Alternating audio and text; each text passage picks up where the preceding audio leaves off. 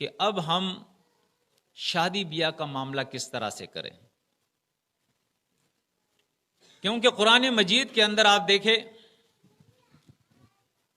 اللہ رب العزت نے واضح طور پر ہمیں منع فرمایا ہے. جیسے آپ دیکھیں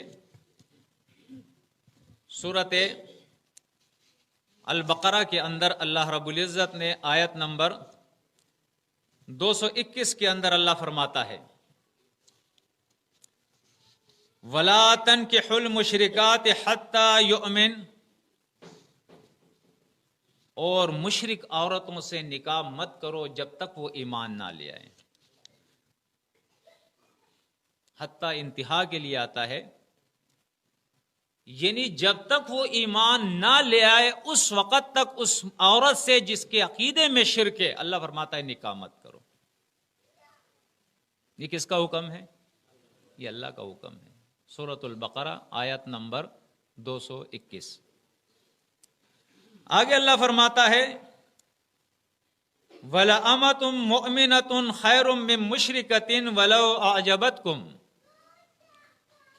ایک باندی مومنہ وہ اس مشرکہ عورت سے بہتر ہے جس کا حسن اور جس کی دولت، اس کا حسب اور نسب تمہیں تعجب میں ڈالے. اتنی دولت ہو، اتنا بڑا حسب نسب ہو، اتنا حسن ہو اس کا کہ تم تعجب میں پڑ جاؤ. فرمایا پھر بھی تم اس سے نکاح نہ کرو اور اس کے مقابلے میں ایک غریب باندی سے نکاح کر لو.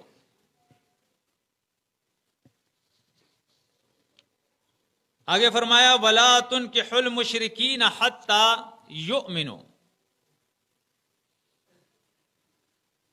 اور نہ مشرک مردوں کے نکاح میں اپنی عورتوں کو دو، مومنوں کو دو.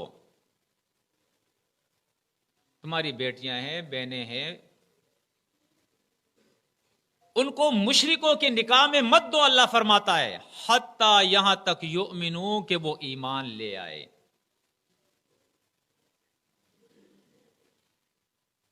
وَلَعَبْدٌ مُؤْمِنٌ خَيْرٌ مِّن مُشْرِكٍ، اور ایک غلام مومن جو ہے وہ بہتر ہے مشرک مرد سے. وَلَوْ أَعْجَبَكُمْ، اگرچہ وہ تمہیں تعجب میں ڈالے. اس کا حسب نسب، اس کی دولت، اس کا حسن، اس کا کاروبار تمہیں تعجب میں ڈالے، تمہیں پریشان کر دے، پھر بھی اللہ فرماتا ہے تم اپنی عورتوں کو ان مشرکوں کے نکاح میں مت دو. ان کے مقابلے میں ایک غلام کو پسند کر لو جو متقی ہے، مومن ہے، جس کا عقیدہ شرک سے پاک ہے. اب اس کی حکمت اللہ بیان کر رہا ہے اولئک یدعون الی النار، یہ تمہیں آگ کی طرف بلا رہے ہیں. واللہ یدعو الی الجنۃ والمغفرۃ باذنہ، اور اللہ تمہیں دعوت دے رہا ہے جنت اور اپنی مغفرتوں کی. یعنی اگر اللہ کا یہ حکم مانو گے تو اللہ کی طرف سے مغفرت بھی ہے اور جنتیں بھی ہے. اور اگر اللہ کا حکم ٹھکرا کے تم نے ان کی بات مان لی، ان رشتوں کا لحاظ کیا، حسن کا لحاظ کیا، دولت کا لحاظ کیا، حسب نسب کا لحاظ کیا، تو فرمایا پھر آگے جہنم ہے. وَيُبَيِّنُ آيَاتِهِ لِلنَّاسِ لَعَلَّهُمْ يَتَذَكَّرُونَ. اس طرح اللہ رب العزت اپنے احکامات کو واضح کرتا ہے تاکہ لوگ اس سے نصیحت لے لیں. یہاں جتنے بھی ہمارے ساتھی بیٹھے ہیں ان تمام ساتھیوں سے میرا یہ ایک سوال ہے کہ جن جن فرقوں سے ہم الگ ہوئے ہیں، کیا آپ سب تسلیم کرتے ہیں کہ ان کے عقائد میں شرک ہے؟ جی، ان کے اعمال میں بدعت اور رسومات اور خرافات ہے؟ ٹھیک ہے نا، یہ آپ تسلیم کرتے ہیں نا؟ تو اب اللہ کا حکم یہ ہے کہ نہ ان کو مومنہ ان کے نکاح میں دینا ہے اور نہ ان کی مشرکہ عورتوں کو اپنے نکاح میں لانا ہے. یہ اللہ کا حکم ہے. دوسری آیت دیکھیں، یہ سورہ البقرہ، سورۃ النور کے اندر آپ دیکھیں ابتدائی کے اندر آیت نمبر 3 کے اندر اللہ بیان فرماتا ہے الزانی لا ينکح الا زانیۃ او مشرکۃ، فرمایا الزانی بدکار مرد، لا ينکح الا زانیۃ وہ نکاح نہیں کرتا مگر زانی عورت سے، زانی عورت کو نکاح میں لائے گا، او مشرکۃ یا مشرک سے، والزانیۃ لا ينکحها الا زان او مشرک، اور ایک بدکار اور مشرکہ عورتوں کو نکاح میں نہیں لائے گا مگر وہی لائے گا جو خود بھی مشرک یا زانی ہوگا۔ وحرم ذلک علی المؤمنین، اور اللہ رب العزت نے زانیوں سے اور مشرکوں سے مومنوں کو ان کے اوپر یہ رشتے حرام کر دیے۔ وذالک حرم علی المؤمنین، اللہ نے یہ حرام کر دیا ہے مومنوں کے اوپر کہ وہ فحاش بے حیا بدکار لوگوں سے نکاح کرے یا مشرک لوگوں کے ساتھ نکاح کرے۔ یہ اللہ نے کیا کر دیا ہے؟ حرم، اللہ نے حرام کر دیا ہے مومنوں کے اوپر۔ یا تو میں اور آپ اس بات کو تسلیم کرے کہ ان کے عقائد میں شرک نہیں ہے، یا پھر اس بات کو تسلیم کرے کہ ان کے عقائد میں شرک ہے، لہذا اللہ کا حکم یہ ہے کہ ہمیں نکاح نہیں کرنا ہے، اس لیے اللہ کا حکم ہے، اللہ نے منع کیا ہے، اللہ نے حرام کر دیا ہے۔ اب دیکھیں، اللہ نے غیر اللہ کی نیاز کو حرام قرار دیا ہے، ہم میں سے کوئی کھائے گا؟ وہ پورا معاشرہ جمع ہو جائے زور لگا لے، ہم تو نہیں کریں گے۔ کیوں؟ اس لیے کہ ہماری سمجھ میں بات آ گئی ہے غیر اللہ کی نیاز حرام ہے۔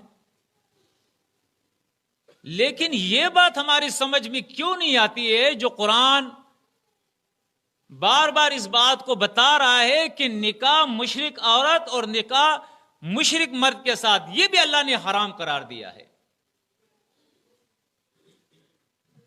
تیسرا مقام دیکھیں، تیسرے مقام جو ہے یہ سورۃ الممتحنہ ہے۔ سورہ الممتحنہ کے اندر اللہ رب العزت نے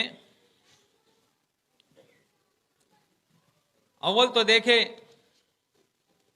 ابراہیم علیہ السلام کی سنت ہمارے سامنے اس کا ذکر کیا ہے۔ قد کانت لکم اسوۃ حسنۃ فی ابراہیم والذین معہ،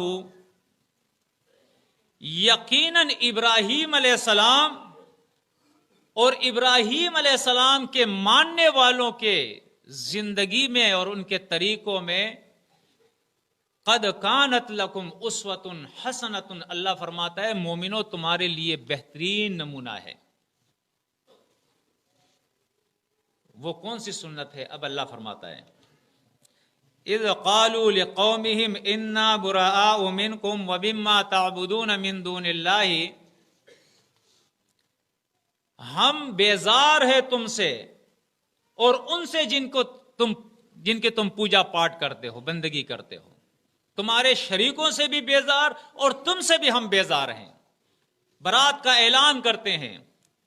کفرنا بکم، ہم کفر کرتے ہیں تمہارے، یعنی اے بدینکم، تمہارے دین کا ہم کفر کرتے ہیں، شرکیہ دین کا۔ وبدا بیننا وبینکم العداوۃ والبغضاء ابدا، ہمارے اور تمہارے درمیان دشمنی اور بغض جو ہے وہ شروع ہو گیا ہے، ظاہر ہو گیا ہے۔ اب یہ دشمنی، یہ بغض ہمارے اور تمہارے درمیان کب تک ہوگی؟ ابراہیم علیہ السلام فرماتے ہیں حتی تؤمنوا باللہ وحدہ، یہاں تک کہ تم ایک اللہ کے اوپر، اکیلے اللہ کے اوپر ایمان لے آؤ۔ جب تم توحید کو مان لو گے، اللہ کو ایک مان لو گے، تو ہمارا یہ بغض اور دشمنی ختم ہو جائے گی۔ اگر نہیں، شرک کی حالت میں رہو گے تو ہمارے اور تمہارے درمیان بغض اور دشمنی ہوگی۔ ٹھیک ہے نا؟ یہ بات، یہ کس کی سنت ہے؟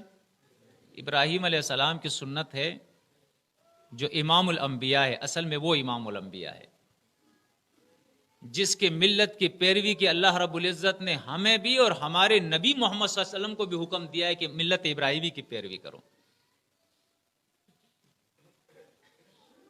اس عظیم انسان کی سنت اللہ ہمارے سامنے بیان کر رہا ہے کہ یہ سنت ابراہیمی ہے. یہ بیان کرنے کے بعد اللہ رب العزت اسی سورہ الممتحنہ کے اندر آیت نمبر 10 کے اندر اللہ فرماتا ہے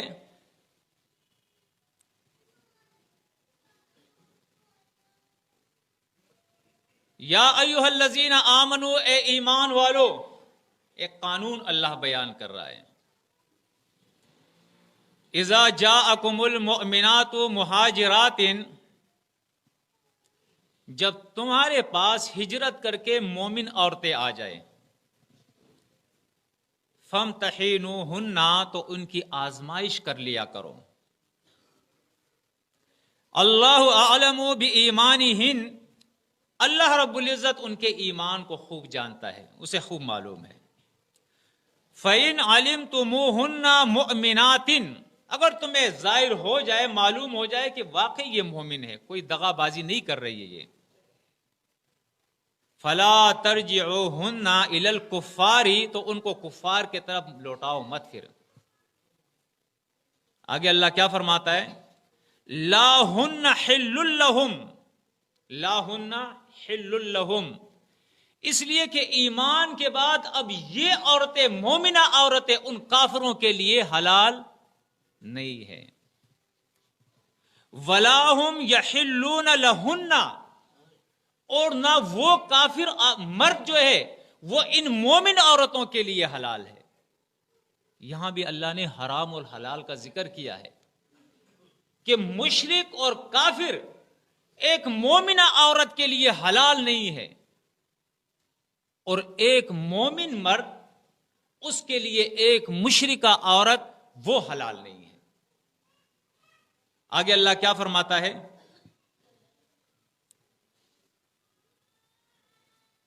وَآتُوهُم مَّا أَنفَقُوا وَلَا جُنَاحَ عَلَيْكُمْ أَن تَنكِحُوهُنَّ إِذَا آتَيْتُمُوهُنَّ أُجُورَهُنَّ، اور وہ کفار سے جو آئی ہے نا، کفر کی حالت میں اس کا شوہر بھی تھا، وہ کسی کی نکاح میں بھی ہے. اب دیکھیں اللہ کے کیا فرماتا ہے کہ اس نکاح کے باوجود جس کا نکاح ہے، اس نے جو مہر اس کو دیا ہے، اس مہر کے پیسے اس کو واپس لوٹا دو کہ بھائی یہ لو تمہارا مہر واپس ہو گیا. یا اللہ نے طلاق کا مطالبہ نہیں کیا ہے، بس وہ ایمان لے خود بخود جدائی آ گئی. وہ کفر میں ہے، یہ ایمان میں آ گئی، جدائی آ گئی. اس کا مہر صرف اس کو پہنچا دو کہ یہ تمہارا مہر ہے جو تم نے خرچ کیا تھا، اب یہ عورت تمہارے پاس نہیں آ سکتی، اس لیے کہ تم کافر مشرک ہو اور یہ مومنہ ہے. اور اس کے بعد اللہ فرماتا ہے اگر تم انہیں مہر دے دو اور ان سے نکاح کر لو تو تمہارے اوپر کوئی گناہ نہیں. یعنی اب اسلامی معاشرے کے اندر اس کا نیا شوہر مومن ہوگا، مہر نیا مقرر ہوگا. آگے اللہ فرماتا ہے وَلَا تُمْسِكُوا بِعِصَمِ الْكَوَافِرِ، اور کافر عورتوں کی عصمت یعنی ان کو نکاح کے اندر مت روکے رکھو. اگر کوئی عورت کافر ہے تو اس صورت میں ان کو اپنی نکاح کے اندر مت روکے رکھو. اس کے اندر اگر آپ دیکھیں گے تو نہ صرف قرآن بلکہ سنت بھی ہمارے سامنے موجود ہے. نبی کریم صلی اللہ علیہ وسلم نبوت سے پہلے خود ان کی بیٹی جو ہے ایک مشرک کے نکاح میں چلے گئی، لیکن جب نبوت ملی ہے آپ صلی اللہ علیہ وسلم نے اپنی بیٹی کو روک لیا ہے. جب وہ ایمان لائے ہیں تو پھر اس کے بعد اللہ کے نبی صلی اللہ علیہ وسلم نے اس کو چھوڑا ہے. عمر رضی اللہ تعالیٰ عنہ کے نکاح کے اندر اہل کتاب مشرکہ ہے، لیکن آپ نے ان کو بھی چھوڑ دیا ہے، طلاق دے دی ہے. کیونکہ ہمارے یہاں تو خیر لوگوں نے بڑی حدیں پلان کر لی ہے، کیونکہ ہمارا تعلق آپ کا اکثر کا تعلق جو ہے ہم سب کو معلوم ہے کہ اس جماعت سے ہیں جن کے بنانے والے جو تھے اس دور کے اندر، اگرچہ اصل جماعت تو اسلام ہے، نبی کریم صلی اللہ علیہ وسلم سے آئی ہے، لیکن اس دور کے اندر جو تجدید ہوئی ہے اس کی بات کر رہا ہوں، وہ ہے ڈاکٹر عثمانی، مسعود الدین عثمانی. ٹھیک ہے نا، آپ جانتے ہیں سب. ڈاکٹر عثمانی صاحب سے لے کر حنیف صاحب تک جو جماعت چلی آ رہی تھی تو اس کے اندر بھی یہ موقف تھا کہ ہم اپنی مومنہ عورت کو، بیٹی کو، بہن کو کسی مشرک کے نکاح میں نہیں دے سکتے. ٹھیک ہے نا؟ جو پرانے لوگ ہیں وہ سب جانتے ہیں. ایسا ہے یا نہیں ہے؟ اس میں تو کوئی اختلاف کی بات نہیں ہے نا. یہ پہلے سے یہ معاملہ چلا آ رہا ہے کہ ہم مشرک کے نکاح میں مومنہ کو نہیں دے سکتے ہیں.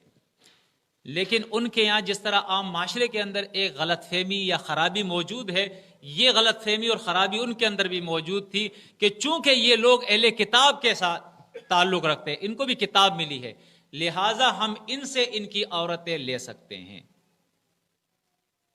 ان کی عورتوں سے ہم اپنے مومن لڑکوں کا نکاح کر سکتے ہیں. اس کے لیے وہ ایک آیت پیش کرتے تھے، اور جتنے لوگ ہیں وہ سب یہی آیت پیش کرتے ہیں. سورۃ المائدہ کی آیت ہے، آیت نمبر 5. اس آیت کے اندر اللہ فرماتا ہے الیوم احل لکم الطیبات، آج تمہارے لیے حلال کر دیے گئے ہیں پاک چیزیں. پاک چیزیں تمہارے لیے حلال کر دی گئی ہیں. وَطَعَامُ الَّذِينَ أُوتُوا الْكِتَابَ حِلٌّ لَكُمْ، اور اہل کتاب کا کھانا بھی اللہ نے تمہارے لیے حلال کر دیا ہے. آگے فرمایا وَطَعَامُكُمْ حِلٌّ لَهُمْ، اور تمہارا کھانا اللہ نے ان کے لیے حلال کر دیا ہے.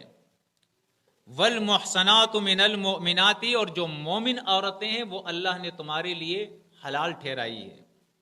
وَالْمُحْصَنَاتُ مِنَ الَّذِينَ أُوتُوا الْكِتَابَ مِنْ قَبْلِكُمْ، اور تم سے پہلے جن کو کتاب دی گئی ہے ان کی عورتوں، ان کے پاک دامن عورتوں کو بھی اللہ نے تمہارے لیے حلال قرار دیا ہے. اس آیت کو دلیل بنا کے لوگ یہ کہتے ہیں کہ اہل کتاب کی عورتوں سے نکاح کیا جا سکتا ہے، اس لیے کہ یہاں استثناء موجود ہے. حالانکہ یہ وہ کتاب ہے اور کتاب کی وہ آیت ہے کہ اس آیت کے اوپر ہم اگر سنت میں جا کر دیکھیں تو ہم ان لوگوں سے پوچھتے ہیں کہ بھائی قرآن مجید کے اندر اللہ فرماتا ہے آمن الرسول بما انزل الیہ من ربہ والمؤمنون، اس کتاب کا نزول جس محمد صلی اللہ علیہ وسلم پہ ہوتا ہے سب سے پہلے وہ اس پہ ایمان لے آتا ہے، اس کے بعد مومن اس پہ ایمان لاتے ہیں. تو اگر واقعی کسی مشرکہ اہل کتاب کو نکاح میں لیا جا سکتا تھا تو آپ ہمیں نام بتا دیں کہ نبی کریم صلی اللہ علیہ وسلم کے نکاح میں کتنی مشرکہ تھی اہل کتاب. کوئی بتا سکتا ہے؟ چیلنج ہے، کوئی ایک نام بتا دے کہ وہ مشرکہ تھی اہل کتاب اور اللہ کے نبی صلی اللہ علیہ وسلم کے نکاح میں تھی. یا صحابہ کرام نے کتنی مشرکہ عورتوں سے جو اہل کتاب تھے ان سے نکاح کیا ہے. بلکہ حدیث کے اندر آتا ہے کہ عمر رضی اللہ تعالیٰ عنہ کے نکاح میں جو اہل کتاب مشرکہ تھی آپ نے ان کو طلاق دے کے رخصت کر دیا تھا. تو یہ قرآن، کیا نبی کریم صلی اللہ علیہ وسلم نہیں سمجھتے تھے اس آیت کو؟ کیا صحابہ کرام نہیں سمجھتے تھے اس آیت کو؟ اس آیت پہ آپ خود غور کریں، آپ کو معلوم ہو جائے گا. آیت کے دو حصے ہیں. پہلے حصے کے اندر اللہ نے فرمایا کہ اہل کتاب کا کھانا تمہارے لیے حلال ہے. اب قرآن مجید کے اندر اللہ نے دوسرے مقام پہ فرما دیا انما حرم علیکم المیتۃ والدم ولحم الخنزیر وما اہل بہ لغیر اللہ، کہ تمہارے اوپر 4 چیزیں، مردار، خنزیر کا گوشت، خون، اور اللہ کے علاوہ کسی اور کے نام پر دیا جائے تو وہ تم پر حرام ہے. اب اگر اہل کتاب عیسیٰ علیہ السلام کے نام کی منت مانے، نیاز کرے، تو کیا ہم کھا سکتے ہیں؟ اگر دلیل کے طور پہ کوئی کہہ دے کہ اللہ نے فرمایا ہے کہ ان کا کھانا تمہارے لیے حلال ہے، ٹھیک ہے، وہاں تو اللہ نے کہہ دیا ہے کہ حرام ہے، لیکن یہاں اللہ نے استثناء کر دیا ہے کہ اہل کتاب کا کھانا تمہارے لیے، تو یہ وہ صحیح کرے گا یہ تعویل قرآن کی یا غلط کرے گا؟ غلط ہے یہ. اس لیے کہ یہ وہ کتاب ہے جس کو کتاب متشابہ اللہ نے کہا ہے. یہ متشابہ کتاب ہے، اس کی ایک آیت دوسرے سے ملتی ہے، ایک آیت دوسرے کی تشریح کرتی ہے. اس کتاب کے اندر تضاد اور اختلاف نہیں ہے، یہ تضاد اور اختلاف سے پاک ہے. اللہ سورہ نساء کے اندر فرماتا ہے افلا یتدبرون القرآن ولو کان من عند غیر اللہ لوجدوا فی اختلافا کثیرا. اگر یہ اللہ کی کتاب نہ ہوتی یہ کیوں غور و فکر نہیں کرتے، تدبر نہیں کرتے، تب جا کے اس میں بہت سارا اختلاف ہوتا. لیکن یہ اللہ کی کتاب ہے، اس لیے یہ اختلاف سے پاک کتاب ہے. ایسا نہیں ہو سکتا ہے کہ اللہ نے سورۃ بقرہ کے اندر، سورۃ نور کے اندر، سورۃ الممتحنہ کے اندر کہہ دیا کہ مشرکوں کو، کافروں کو اپنے نکاح میں مت لاؤ، نہ ان کے نکاح میں اپنی عورتوں کو دو. اور سورۃ مائدہ میں اللہ نے ایک جگہ فرما دیا کہ کوئی بات نہیں، اہل کتاب اگر مشرک ہو تو تب بھی ان کی عورتوں کو تم نکاح میں لے سکتے ہو. جس طرح اہل کتاب کا حرام کھانا ہمارے لیے جائز نہیں، اسی طرح اہل کتاب کی مشرکہ بھی ہمارے لیے جائز نہیں ہے. اب سوال پیدا ہوتا ہے کہ یہ اس سے مراد کون سے اہل کتاب ہے؟ تو دیکھیں قرآن مجید کہتا ہے لیسوا سوا، اہل کتاب کیا ہے؟ برابر نہیں ہے. اہل کتاب سب کے سب برابر نہیں ہے. آپ دیکھیں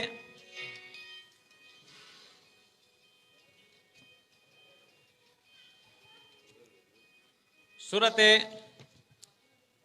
آل عمران کے اندر اللہ رب العزت نے اہل کتاب کا ذکر فرمایا ہے. ایک جگہ سے میں آپ کو بتاتا ہوں، وَإِنَّ مِنْ أَهْلِ الْكِتَابِ لَمَنْ يُؤْمِنُ بِاللَّهِ وَمَا أُنزِلَ إِلَيْكُمْ وَمَا أُنزِلَ إِلَيْهِمْ خَاشِعِينَ لِلَّهِ لَا يَشْتَرُونَ بِآيَاتِ اللَّهِ ثَمَنًا قَلِيلًا أُولَئِكَ لَهُمْ أَجْرُهُمْ عِنْدَ رَبِّهِمْ إِنَّ اللَّهَ سَرِيعُ الْحِسَابِ. فرمایا یقیناً بعض اہل کتاب وہ بھی ہے جو اللہ پر ایمان رکھتے ہیں، اور جو کتاب تمہارے طرف اے مومنوں نازل کی گئی ہے اس کتاب پر بھی وہ ایمان رکھتے ہیں، اللہ کی خشیت رکھتے ہیں وہ، اور اللہ کی آیات کو دنیا کی تھوڑی قیمت پہ وہ فروخت نہیں کرتے ہیں. یہ وہ لوگ ہیں جن کا اللہ کے یہاں اجر ہے اور اللہ جلد حساب کرنے والا ہے. تو اہل کتاب سے مراد وہ اہل کتاب ہے جن کا عقیدہ شرک سے پاک ہو، جن کے عقیدے میں شرک نہ ہو، تب جا کے نکاح ان کے ساتھ جائز ہے. اگر عقیدے میں شرک ہو تو قرآن نے حتیٰ کا ذکر کیا ہے، حتیٰ جب تک کہ وہ ایمان نہ لے آئے، یؤمن، جب تک وہ عورت ایمان نہ لے آئے اس وقت تک تم ان کو اپنے نکاح میں نہیں لے سکتے ہو. یہ قرآن کا فیصلہ ہے. دیکھیں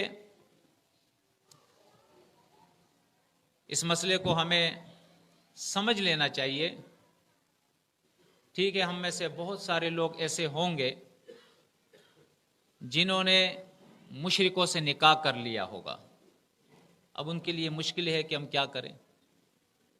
اپنی بیٹیاں مشرکوں میں دے دی ہوگی، ان سے بیٹیاں لے لی ہوگی حالت شرک کے اندر، اور اپنے شرک کے اوپر وہ اڑے ہوئے ہیں، ایمان نہیں لاتے ہیں.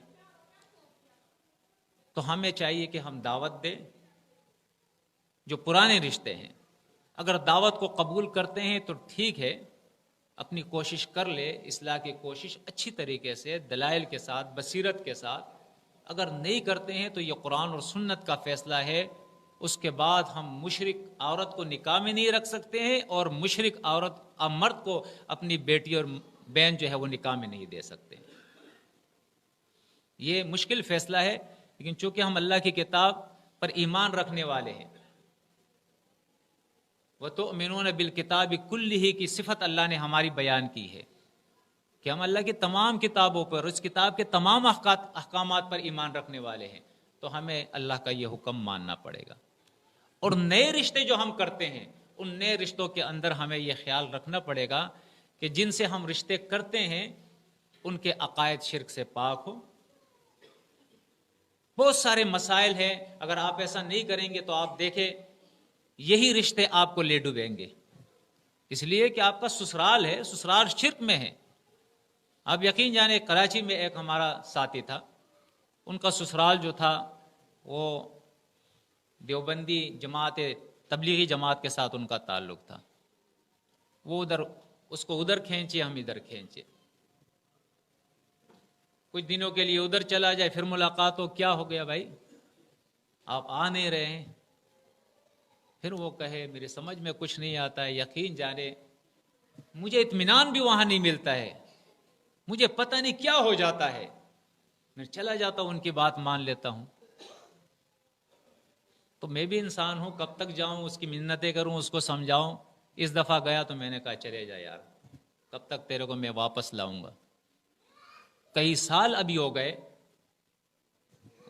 وہ تسبیح والی مالا جو ہے اس کے ہاتھ میں ہوتی ہے، شرم نہیں آتی ہے، ایک چیز کو آپ بدعت پوری زندگی کہتے رہے، ایک شخص کو آپ مشرک کہتے رہے، ایک جماعت کو آپ مشرک کہتے رہے، اس جماعت میں اس مشرک کے پیچھے نمازیں پڑھنا، وہ بدعت کرنا، قرآن کے مقابلے میں وہ بنائی ہوئی خود ساختہ کتاب اس کو سننا اور اس کی تبلیغ کرنا، یہ آپ کو زیب دیتا ہے؟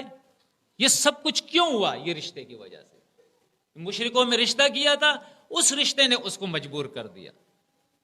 اگر وہ مومنوں میں رشتہ کرتا، نہ رسمیں ہوتی، نہ رواجیں ہوتی، نہ بدعات ہوتے، نہ خرافات ہوتے، نہ قلخانیاں ہوتی، نہ تیجے ہوتے، نہ چالیسویں ہوتے، نہ شب برات ہوتا، کوئی چیز نہ ہوتی، دین اسلام کے اوپر عمل ہوتا، آسانی ہوتی۔ تو تمام ساتھیوں سے یہ درخواست ہے کہ اگر ہم ایمان کی بات کو سمجھ گئے ہیں تو ہمارا رشتہ جو ہے، ہماری محبتیں، ہمارے تعلق اللہ، اس کے رسول اور مومنوں کے ساتھ ہونا چاہیے۔ معاشرے کے دوسرے افراد جن کے شرک میں عقیدے میں شرک اور کفر ہے، چاہے وہ ہمارے رشتوں میں ہے یا نہیں ہے، ان کی خیر خواہی کرے، ان کو دعوت دے اچھی طریقے سے، اگر ہمارے پاس آ جائے، ہماری جماعت میں شامل ہو جائے، اسلام کے عقائد کو اپنا لے، وہ ٹھیک ہے، پھر آپ رشتہ کریں، کوئی منع نہیں۔ ہاں کچھ لوگ ایسا کرتے ہیں، یہ دھوکہ دینے والی بات ہے کہ کہیں رشتہ کرنا ہے بیٹی کا تو وہ کیا کرتے ہیں،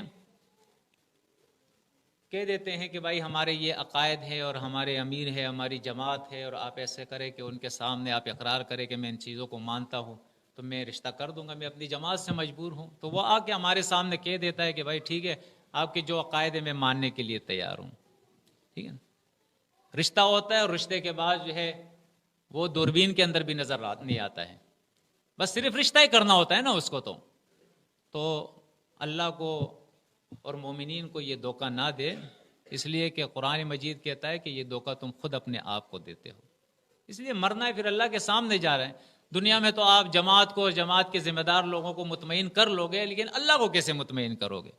تو یہ دغا بازیاں نہیں ہونی چاہیے، تعلق اللہ کے ساتھ اخلاص کے ساتھ ہونا چاہیے۔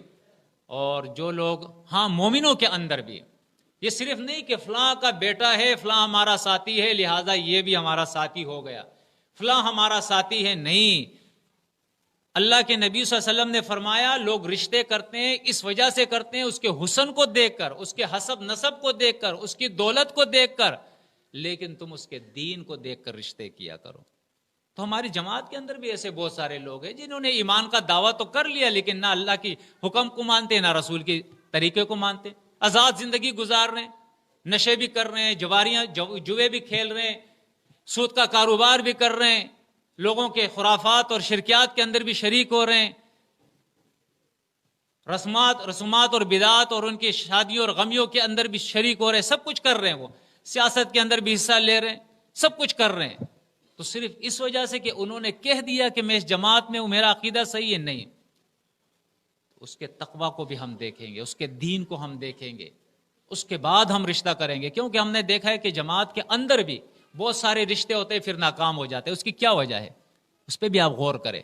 اس کی وجہ یہ ہے کہ جس لڑکی کا رشتہ ہوتا ہے وہ برائے نام جماعت کے ساتھ ہوتی ہے، اور جس لڑکے کا رشتہ ہوتا ہے وہ برائے نام جماعت کے ساتھ ہوتا ہے، نہ اس کو دین کا پتہ ہوتا ہے نہ اس کو دین کا پتہ ہوتا ہے، لہٰذا شادی کے ہفتے دو ہفتے کے بعد جھگڑے اور لڑائیاں شروع ہو جاتی ہیں۔